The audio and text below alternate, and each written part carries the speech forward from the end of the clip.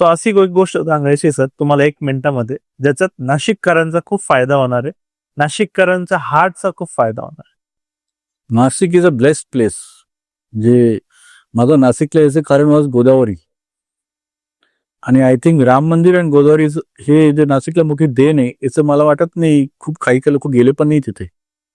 तर याचा मॅक्झिमम फायदा घ्या. गोदावरीला जाऊन बसा तिथे, गोदा घाटवर जाऊन बसा, तिथे जस्ट बसून बघत राहा नदीकडे.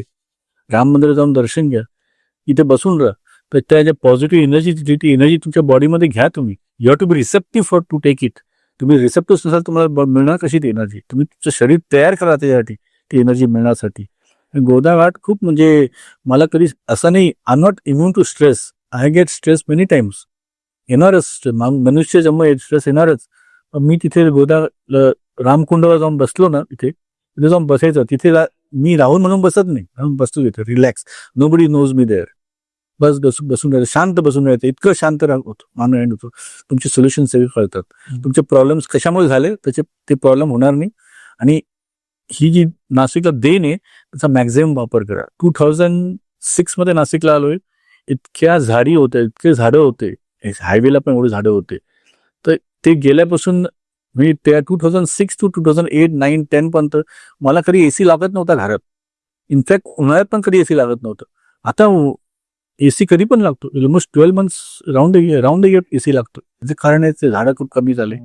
जी नाशिकचं ते ज्याच्यामुळे लोक नाशिकला यायचे तेच जर गेलं तर काय राहणार. Nashik not have importance. So please remember नाशिककर, मॅक्झिमम झाडं लावा, मॅक्झिमम राम मंदिर रामकुंड याचा फायदा घ्या. Make your life more positive. The more you are positive आणि mentally and emotionally strong, physically strong as well, you will not have any heart diseases or any other disease like cancer or kidney diseases, which is increasing nowadays. So please remember, ह्या जागेचा, या पवित्र जागेचा पूर्ण फायदा घ्या. आजूबाजूला भरपूर ट्रेकिंग स्पॉट्स आहे, भरपूर पर्वत आहे. इथे जाऊन तुम्ही फिजिकल एन्ड्युरन्स वाढा तुमचा आणि आनंदी जीवन जगा. लोकांशी कम्पेअर करणं बंद करा. आपलं आयुष्य आपल्या टर्म्सवर जगायचा प्रयत्न करा.